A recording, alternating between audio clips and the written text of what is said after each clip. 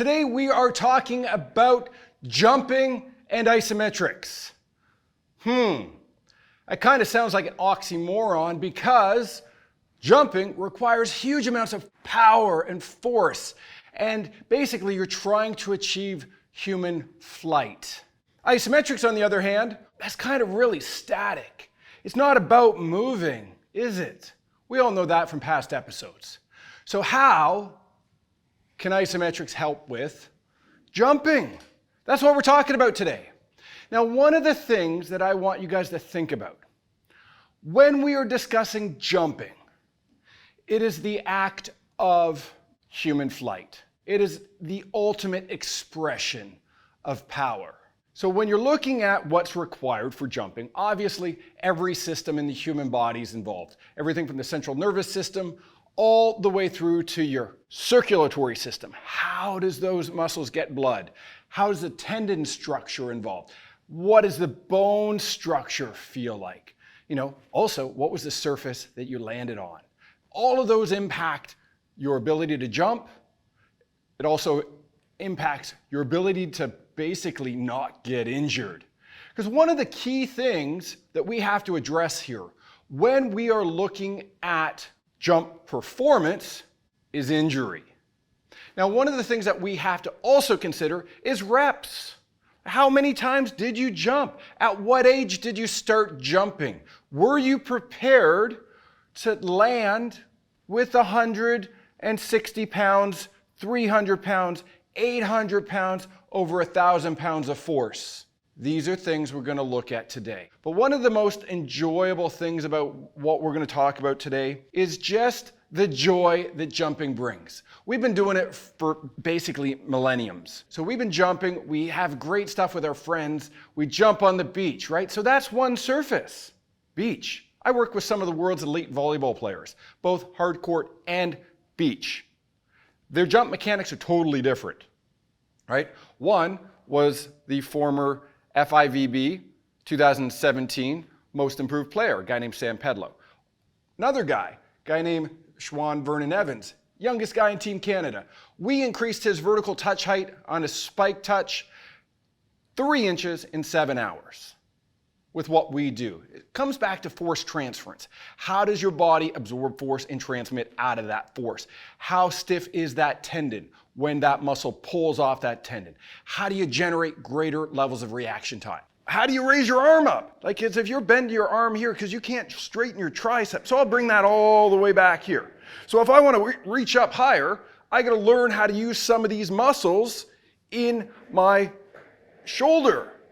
Well, one of the things that we did, we cheated the test. We taught him how to straighten his arm. And the dude's got long arms, really long arms, matter of fact. And now, basically, the last time he got tested, I think he was 12 foot, 6.5 on his vertical spike touch. That's insane. There's actually the second highest measured touch height in volleyball history at that time, and he was only 18 years old. That's pretty cool when we can add inches to somebody's vertical touch height. I believe he was offered 2 scholarships like from a 6-second YouTube video. I think that was UCLA and Pepperdine, arguably 2 of the most important and prestigious volleyball programs in the United States of America. Anyways, it's not just about jumping on the beach. So what we're going to do is we're going to explore a bunch of different sports. Ballerinas, ballet.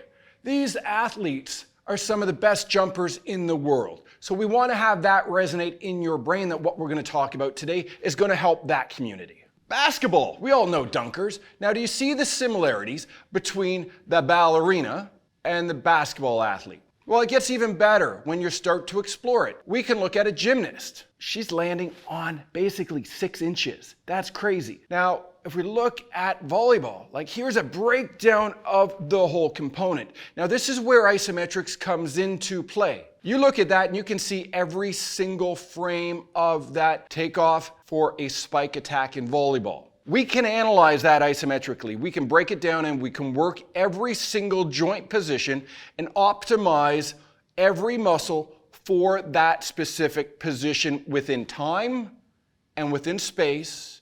And we can make that athlete more resilient, stronger, and more explosive, right? More resiliency and more explosiveness. Who doesn't want that? We can deliver that. Now, one of the things you go, well, you have to jump. Yeah, you really do. You got to jump a lot. But what you don't need to do is you don't need to jump injured. Oh, yeah, I know. That's a kink in everyone's comments. It's like, well, let's do training. Let's make them stronger.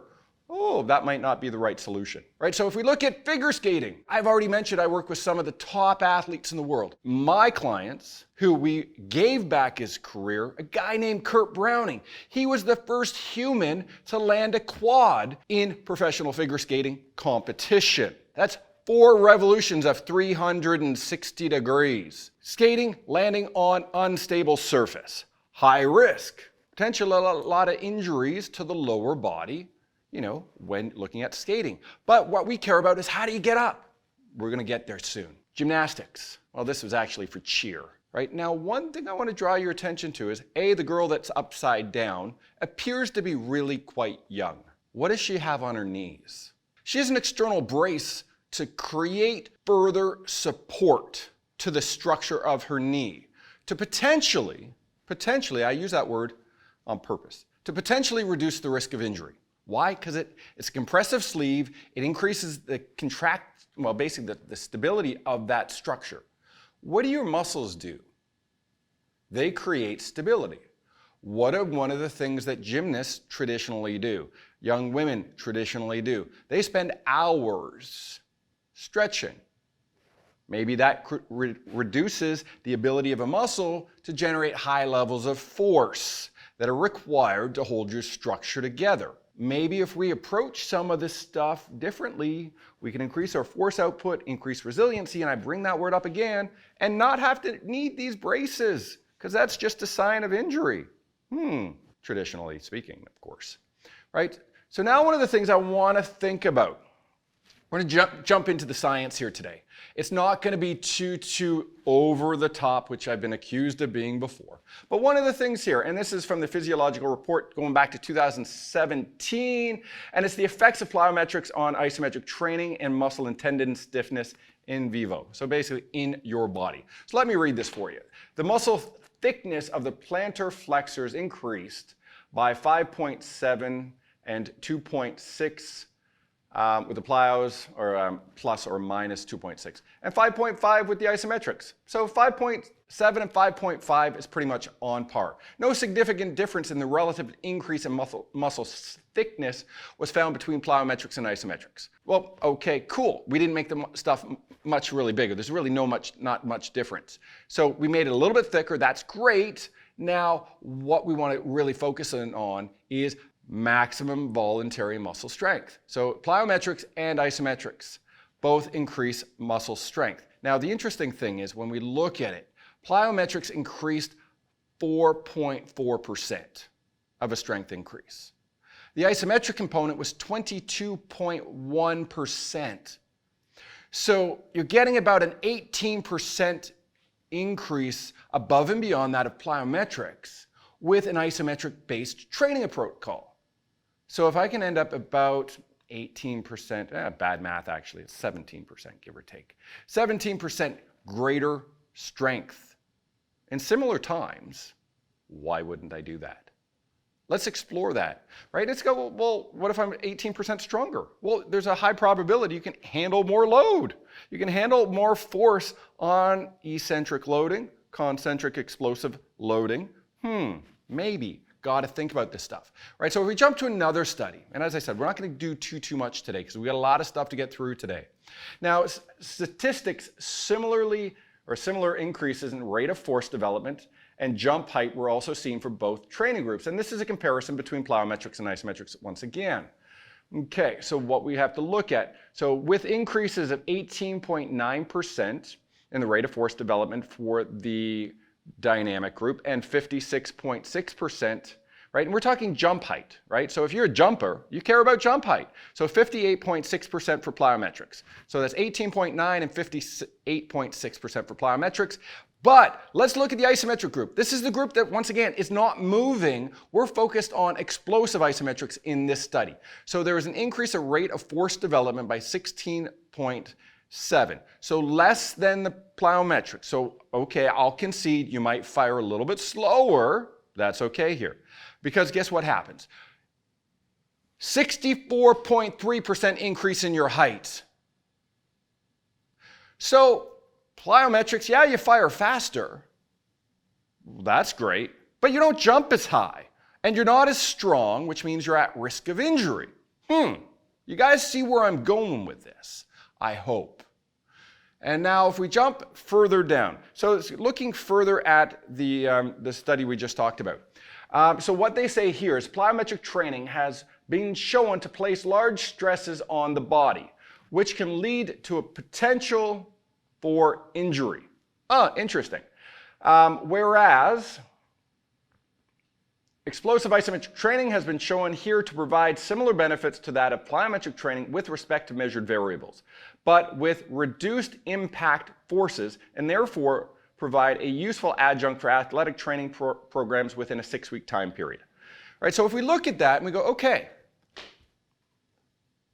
when do you want your athlete to perform at the ultimate level? Like their highest, their peak level. Do you really care, honestly, if it is in practice? Or.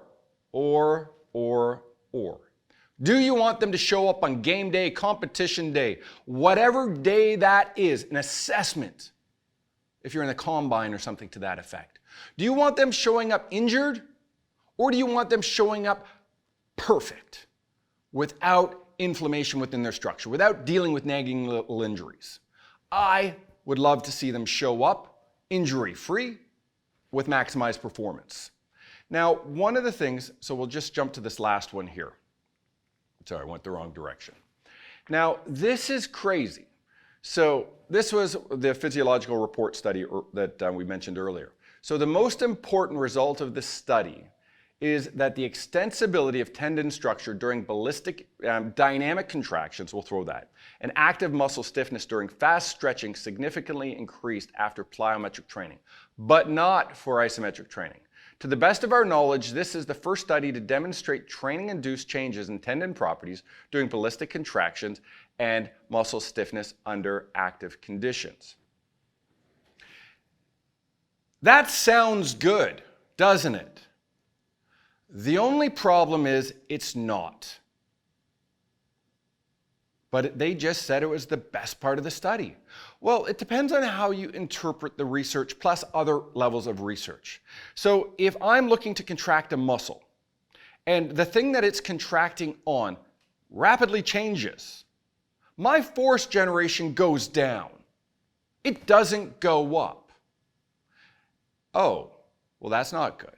So let's say, and this is really kind of funny. Let's say I ran into this wall really fast versus I just come into the wall. If my goal is to touch the wall, one is really kind of stupid. One is kind of really smart. So we've already showed you basically how you can increase your performance through isometrics, right? Just start to do it. Add it, reduce the levels and your dependency on plyometrics, because plyometrics realistically is running, jumping, your whole entire sport, depending on what sport you play. So adding more and more and more to it actually just puts you at risk. Now here's one of the things that we're going to look at today. Jumper's knee. It is the most common injury to athletes affecting their knee. And some people, jumper's knee is also called patellar tendinopathy. It's a painful condition caused by small tears in the patellar tendon that mainly occur in sport requiring strenuous jumping. And tears are typically caused by accumulated stress on the patellar or quad tendon. Accumulated stress. So one of the things that we have to look at is how are we progressing our athletes from youth to professional? How many times are they jumping? And when you're looking at the rate of patellar, basically jumper's knee, it ranges in the literature from 14 to 23%. So that's either not that many, now if you have it, it really sucks, don't get me wrong, because oftentimes it leads to chronic problems.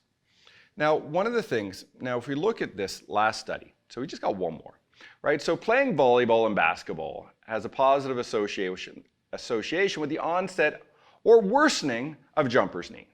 Right? Well, I'm not going to tell you not to play your sport. Other risk factors are training and playing hours of at least 12 hours per week and or in combination with weight training of at least 5 hours per week and or with playing or training on hard surfaces. Hold on, I thought exercise and sport training was supposed to make you better, more resilient. Oh, here we have some literature that says maybe it's one of the key risk factors, right? Because we don't look at how many repetitions these athletes are doing. Like we talk about load management, but that's a different thing. It's not like how many reps, right? What was the total load that this young athlete did for their knee? Now, one of the things, well, how do you mitigate load? Well, we know muscles absorb force, through eccentric loading on landing. Well, maybe if the muscles were more resilient from an isometric perspective, you could even further dampen that eccentric load. So we'll put that in your brain.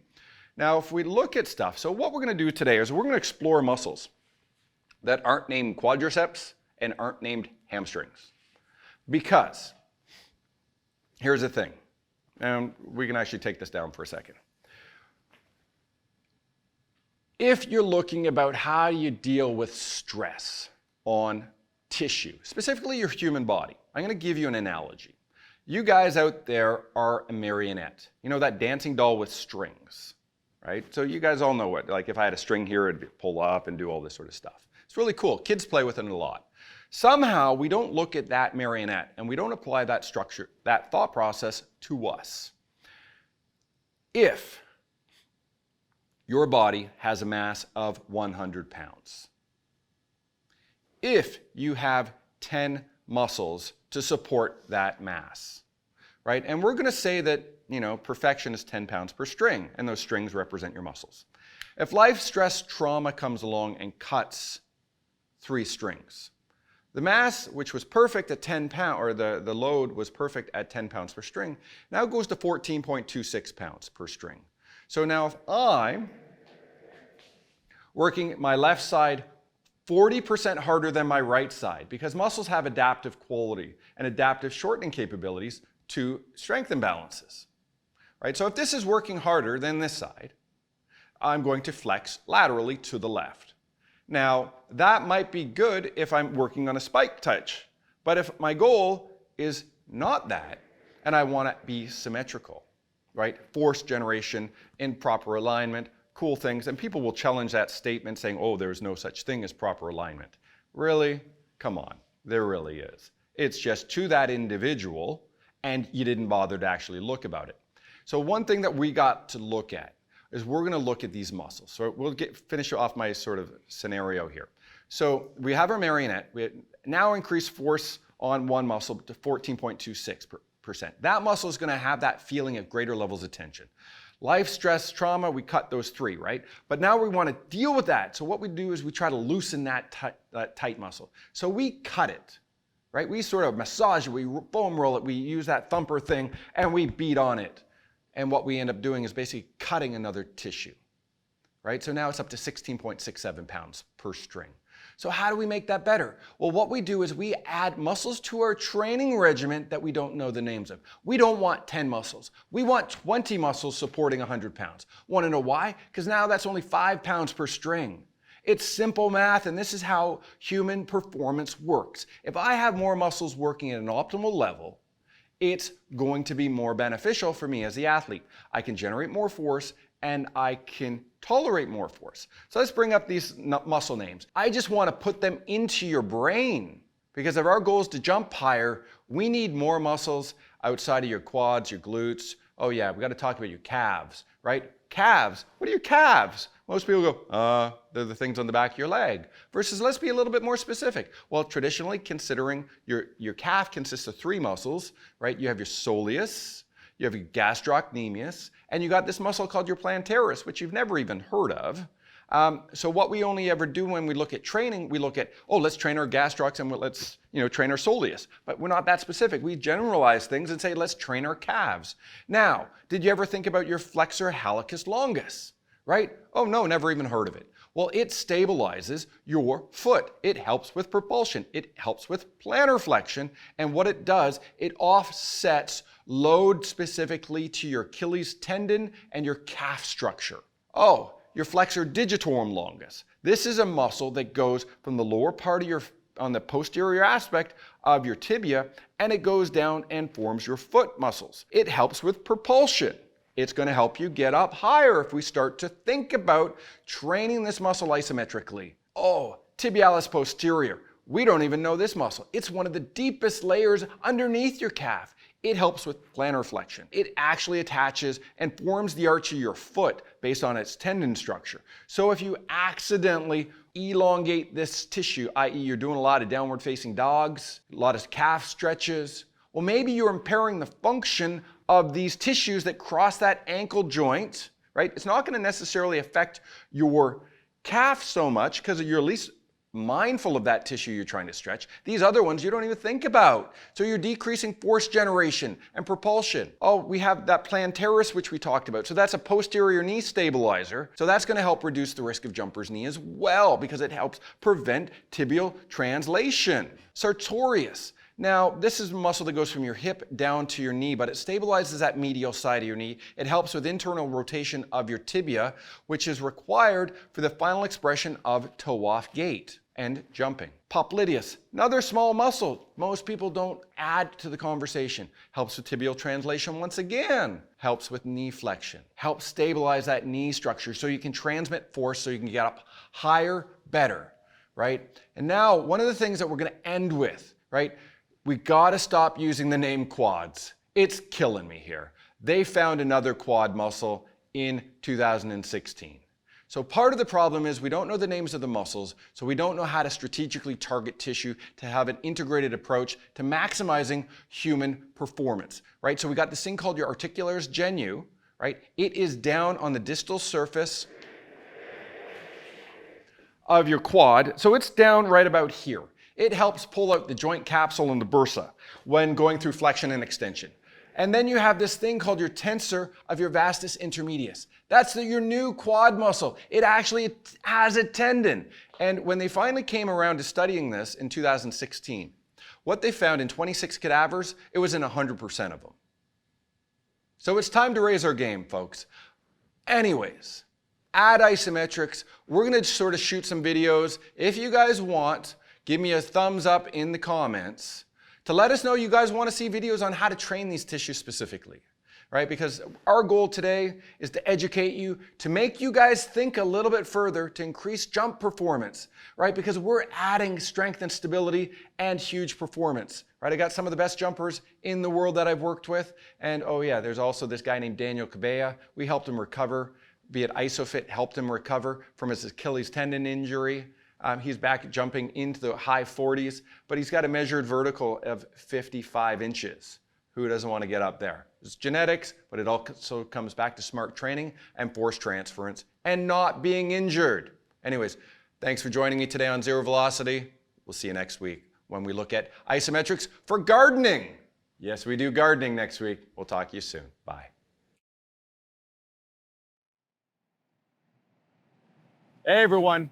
Just want to take the time to thank our sponsors, Kinvent, Zenkai Sports, and ISOPHIT for sponsoring the Zero Velocity podcast.